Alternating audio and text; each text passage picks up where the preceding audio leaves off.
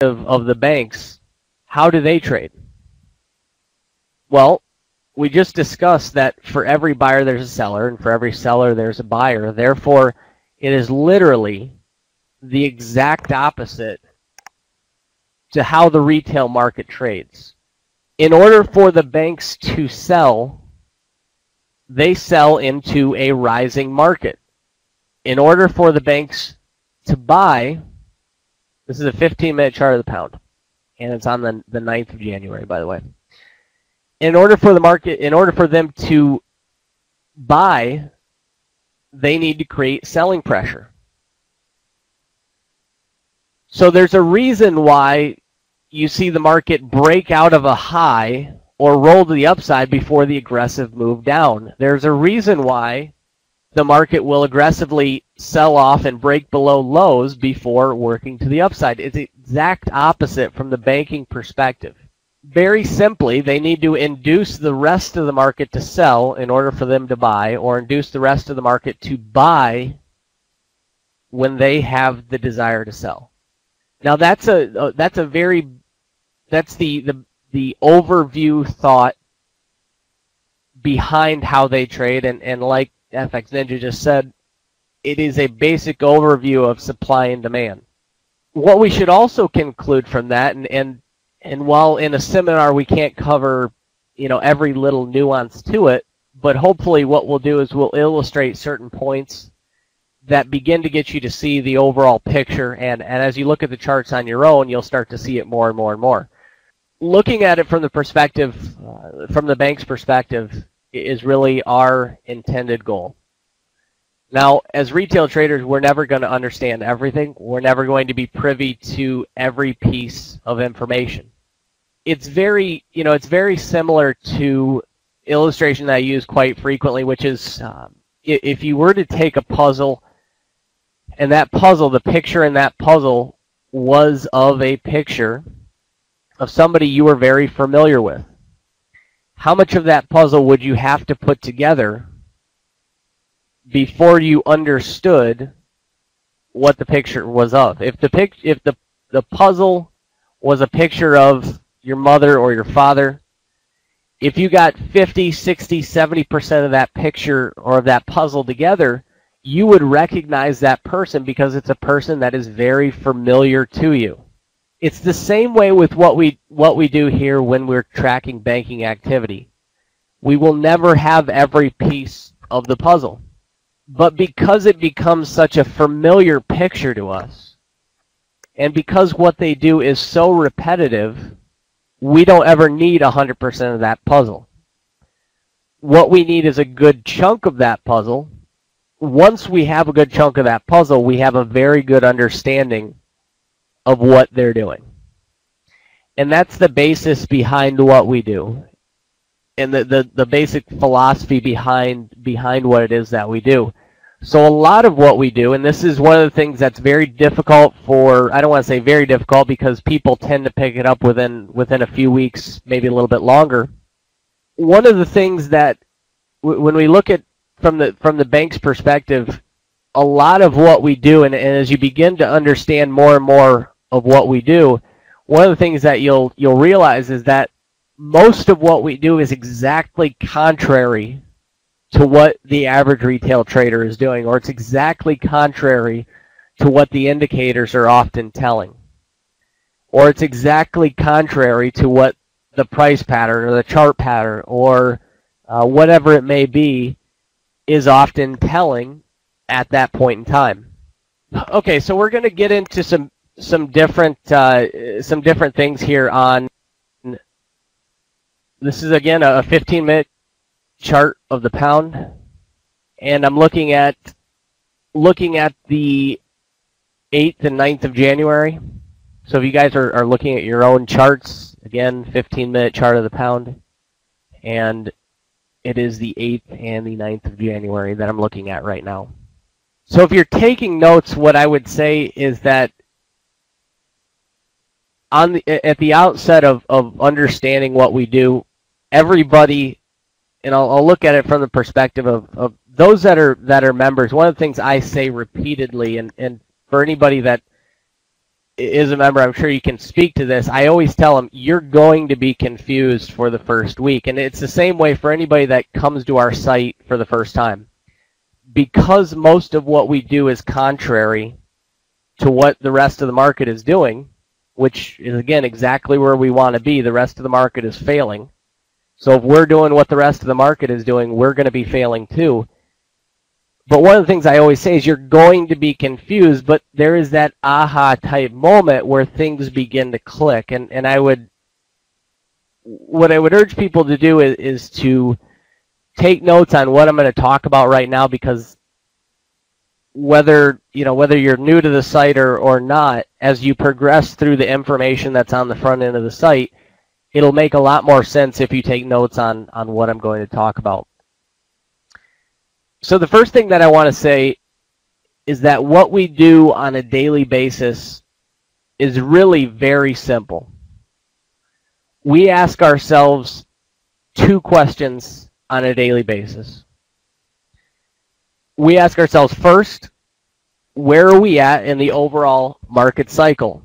Now, when it comes to market cycle, I'm not going to go into great detail on market cycle because you just simply don't have enough time to do that. But what I'm going to do is I'm going to direct you guys to parts on the front end of the site that does cover market cycle, so you'll have more information on that.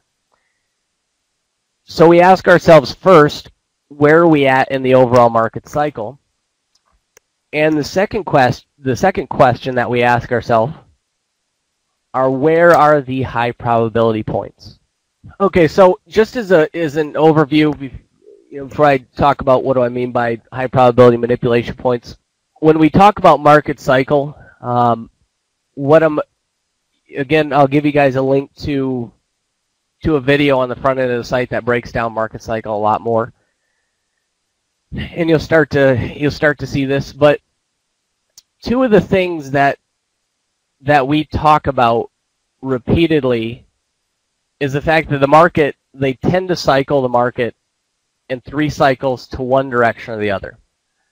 Now, this is something that is not proprietary to Chad and I. This is something that has been around forever. The market, all markets, since the dawn of markets, have long before computers, have tended to cycle in 3 cycles in one direction or the other. Because we know the banks control the volume, we can conclude that they're in control of the market. Therefore, we say the banks cycle the market in 3 cycles to one direction or the other. So market cycle gives us a very good indication of the next day's direction.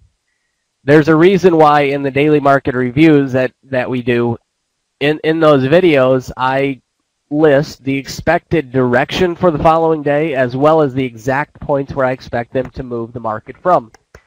Now, how are we able to do that? Well, the market tends to cycle in 3 cycles to one side or the other based on where we're at. And again, I'll just give you guys, I'll give you that link at the end of the video. But so that's the very foundation. That's the answer to the first question. So that's the answer to the first question of where are we at in the market cycle, and that's the overall cycle. Now, the second question that we need to answer are, where are the high probability points, and exactly when are we going to look to trade? So the boxes that you see on the chart, and I'm happy to, I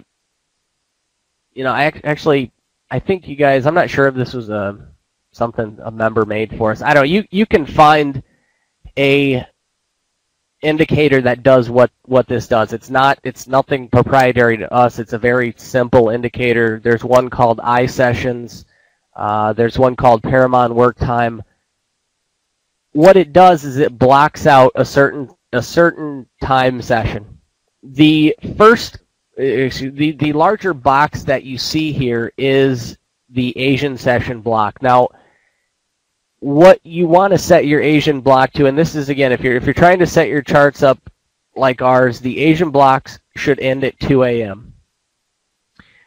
The time between, and look at you can look at the chart, you'll see my cursor here. So the time between when, let's let it move. Okay, so the time between when this Asian block right here, when this ends, it's all, any time I mention will be in Eastern time. So the end of this block here is 2 a.m. And when the New York session starts is 8 a.m. So the gap between the large box and the skinny tall box is 2 a.m. to 8 a.m. So I'm going to type that in here. The only times that we look to take a trade are from 2 to 5 a.m. and from 8 to 11 a.m. Eastern. Write that in. So what that means is that we want to trade the first 3 hours after this Asian box closes, and we want to trade the New York block, which is from 8 to 11 a.m. So getting back to what we were originally talking about, we want to ask ourselves two questions. Where are we at in the overall market cycle? So have they given a first push up? Are we in a second push down? You know, what cycle are we in? And that's the question we're going to answer. Essentially, that is a very important question that we ask on each individual day. Now, the second question that we answer, and again, I'll give you more information as far as cycle's concerned. I'm just going to, you guys can copy this later. I'll put this link in a couple more times because you can copy that and bookmark it right now. So anyways, we discuss overall cycle, but then what we want to talk about is where are the high probability points. And this goes right back to the foundation of what we talked about this morning. We understand that banks need sellers when they want to buy, and we understand that banks need buyers when they want to sell. So what we're going to look for, if, for example, in this situation, as you look at the chart here, what you'll see, and I'm not going to break down all the little nuances to it because it really, for the illustration of what we're going to talk about here, it really doesn't matter. And I'm not going to break down why exactly that was the first push down. That video will break that down more for you guys. But we had seen a first push to the downside in the pound.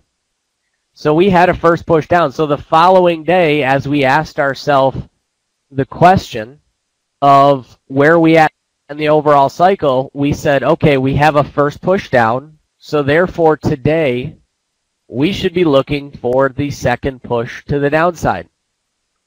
So that was the first question we asked. Now the second question that we asked is, where's the high probability manipulation point? Now this is a pretty simple thing once you really get to understand it. And if you were to ask yourself, anybody in here, if you were to ask yourself, what is the most common thing that all traders look at? I don't care what, if you're watching CNBC, if you're on Forex Factory and you're looking through all the strategies, there is always some talk of support and resistance. Always. I don't care if you've been in this market for a week or if you've been in this market for 10 years, almost every single trader will understand the basics of support and resistance. Why is that important to us? It's important to us because that gives us a very good indication of where the orders are going to be sitting. I don't believe CNBC either. We got one thing in common there, Alvin. It's very important because it gives us the indication of, again, where are the orders going to be sitting. So there's a reason why on any given day we can peg the high probability manipulation point pretty accurately. When we're wrong, generally the market shows no response to that level and we get a no trade situation. And we'll walk through that as well. So as we look at this day here, why, and just as a note, to be fair, for me, this would have been I'm not going to really get into all that explanation. I'm just going to break down the basics here. Sometimes I get caught up trying to explain all the little nuances, and when really, like Jersey said, that 3-part video series, that first video there, guys, and is the first part to a 3-part series. We have many traders who failed for years, or who are new to the market, who do very well, who are members, and who are not members. It doesn't really matter. A lot of the information is on the front end of the site.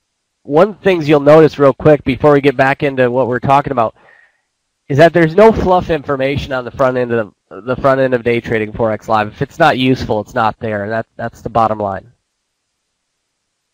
And just like he said, I've seen it change people's trading and change it dramatically. So I would just urge you to, after the seminar, go through all 3 of those videos. That's a very good basic overview of everything in those videos.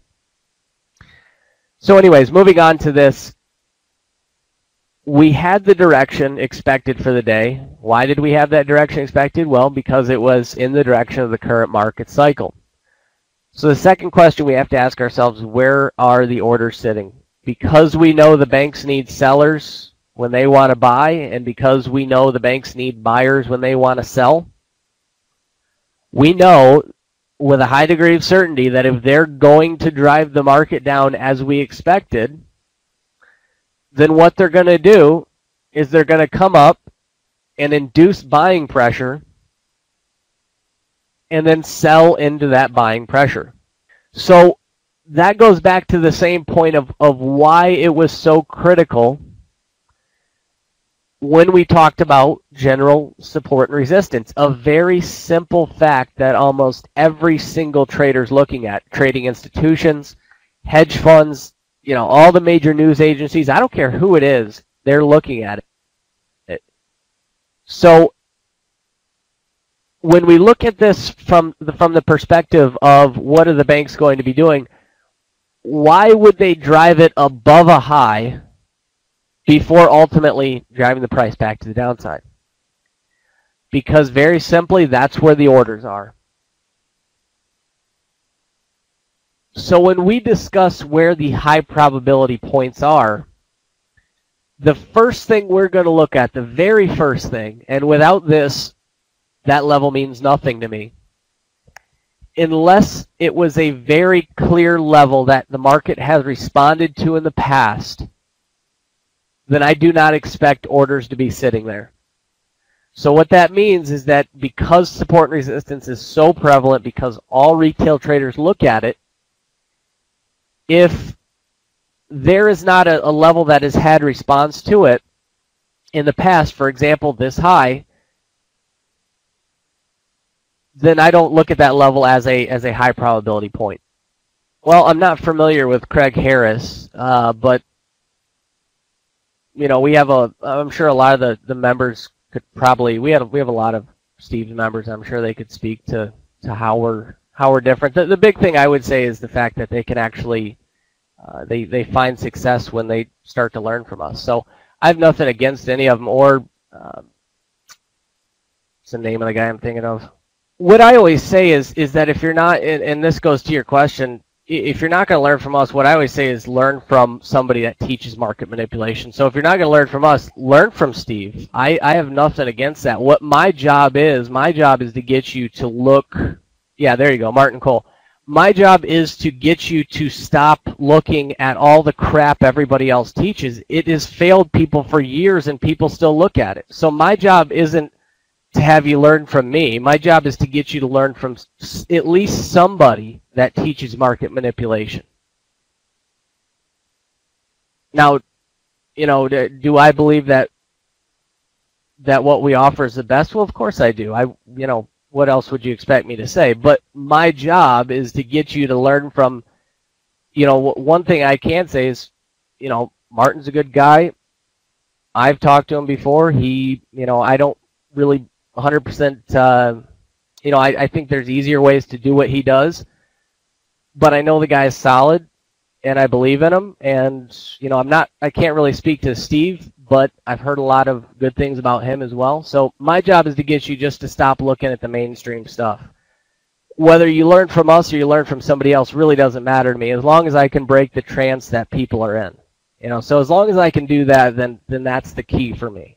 It's just important to really get back down to the basics and to understand what the banks are doing, and that's really the entire goal here. Looking back at this perspective and trying to get down to the foundation of why this manipulation is so straightforward and is possible to track, is because retail traders are predictable. So the reason the banks are predictable is because retail traders are predictable. So if you're looking from a short-term trader's perspective, and let's just take for example let's just assume that the end of this gray box here, I'll let the mouse catch up. So the end of this gray box here, let's just assume that the price has not gone past that. So let's just disregard that for a while. Disregard the the market coming up near those highs for a while. So looking at it from the perspective of where would the orders be sitting on a retail trader's perspective? If you look at it from a retail trader's perspective, the most common way to trail a stop is to trail a stop beyond the last high. So there's a reason why once we saw the push above that, the rejection back down below, there's a reason why many people were jumping on that trade. Now, there's other things to this trade, but the bottom line is there's a reason why they're predictable. And once we have market cycle, we can go back and within that day, we can go back and we can look at those high probability points and move on from there, and know which points the banks are going to run into. Let me go and look at, let's see here. I want to go back and I just want to illustrate a quick point, guys. I'm looking at an hourly chart, and I'm just going to, I had picked this time just because this is where I was at when I was looking back. Okay, so, and I'm just going to illustrate a basic point here. When you look at it from an hourly perspective, and this should really kind of to hammer some base before this move started to the downside here, as you look at this move down here. So as the question we got to ask is, why does the market break above the high before starting its move to the downside? As we scroll forward, at the end of this entire trend to the downside, why does the market make a false push below the lows before getting rejected back up? As you continue forward, move this down. Why do you see the market break above the highs again before getting rejected back to the downside? Same thing here. We'll let the market, as we look at it here again, why does it break above the highs before getting rejected back down? And you could go through this all day long and scroll forward, and what you're going to see, and this is the same thing. This is again, I got to let the screen catch up to what I'm saying here. Why do we see the market break above the highs before the immediate rejection to the downside?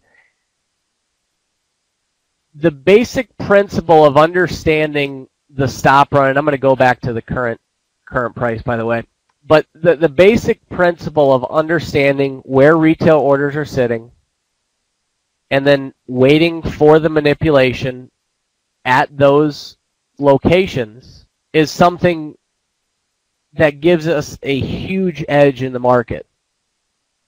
So when we combine that with market cycle, what we have is we have a very good overview of more than likely not only the expected direction for the day, but also the high probability manipulation points where we expect to see the bank manipulation. Now, in general, what is manipulation?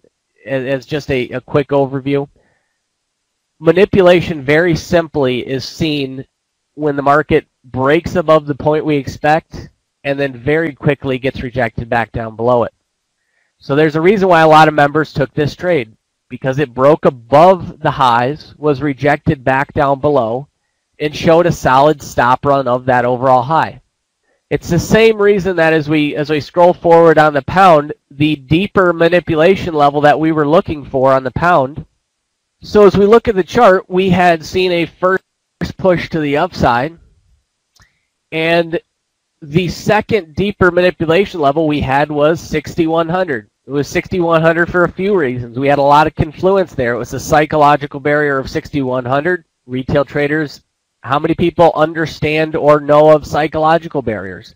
I'm guessing out of the 170 people in this room, I'm guessing probably 150 or more understand that orders sit in and around psychological barriers. When you look at the most common EAs that are used, or excuse me, the most common moving averages that are used, the 200 EMA is probably one of the most common moving averages used. You put that in combination with the fact that that level has had a response to it in the past, and all the points of confluence together represent an area we should be looking for manipulation. So do we know for a certainty that they're going to create the manipulation at that level? No, we don't. What we do is we wait for the market to get into that point, show us the stop run at that level as we had here, and give us a valid reason to take that entry. So there's many fail-safes built into the strategy. It's number one, we start with market cycle. Number two, we pick our high probability points. And then number three, we let the market come into those high probability points, show us the manipulation. Once we see the manipulation at the high probability points that we've already pre-selected, that's when we take a valid trade. This is something that doesn't take forever to learn. There is a massive amount of information on the front end of the site. I would urge you guys to, at the end of the seminar, I would urge you to watch, again, this link, and that is the first video in a 3-part series. At the end of that video, on that same page,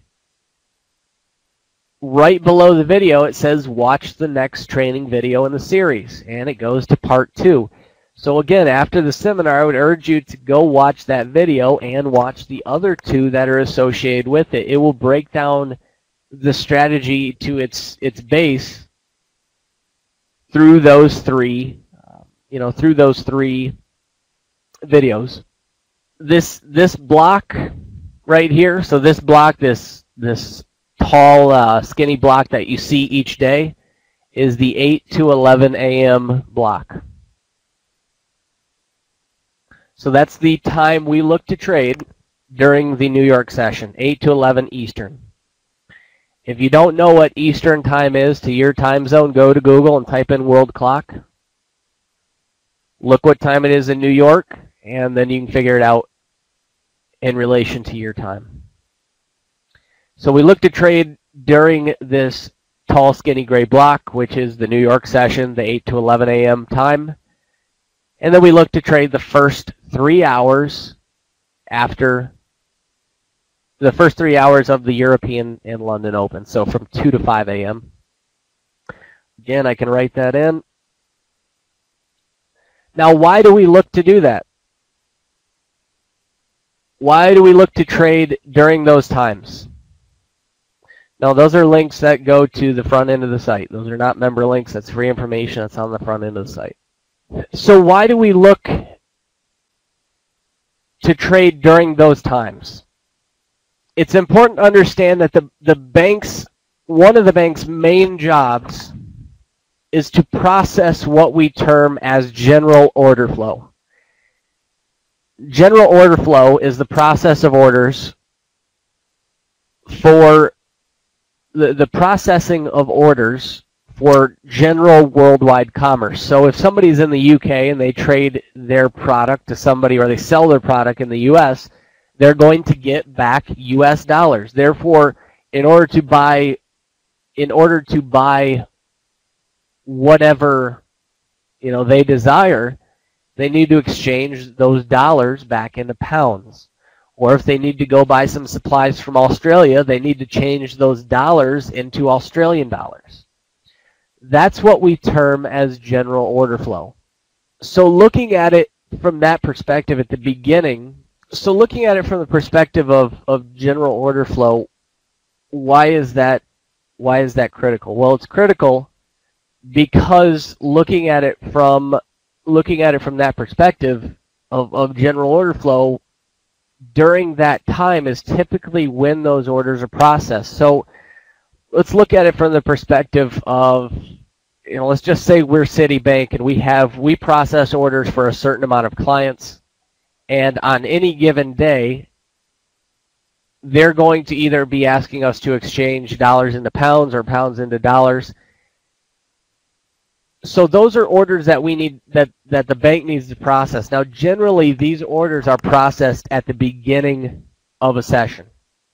That's often why at the beginning of the session, at the beginning of any sessions, when you have the most volatile times, and typically when you have the highest probability of seeing market manipulation. So looking at it from, again, that perspective, that general order flow is used by the banks to manipulate the market. And because general order flow is processed at the beginning of sessions, that's why we look to trade the beginning of sessions. So for example, if they're going to look to sell them, or if they're going to look to buy the market, there's a reason why at the beginning of the session they'll push through all their sell orders, drive the market, as we had here, in this case, beyond a low, and buy into the selling pressure. Much of what we do here, and I'm sure that a lot of people, they hear it one time and it doesn't make sense right off the bat, and that is extremely common. I can assure you that, if you go through just what's on the front end of the site, you'll have a very good understanding of what it is that we do here. You'll at least have the very good basic understanding. That way you can start spotting this manipulation. You can, even if you're going to continue to use whatever strategy it is that you use, you're going to start to look out for this manipulation during those high probability times, which is, again, 2 to 5, 8 to 11 a.m. Eastern. During those times, at the very least, hopefully you'll watch for that manipulation in and around what we term as high probability points. And video 2 in that series covers more specifically high probability points. Market news, especially nowadays, is used to create manipulation more than anything else. There's a reason why with a lot of market data, you'll see it spike beyond a high. In other words, you'll see the news used to spike it beyond a high or a low, and then they'll reverse the price from there. So in other words, they use the lack of liquidity and the drying up of orders to spike the market beyond a higher low and turn the market from there.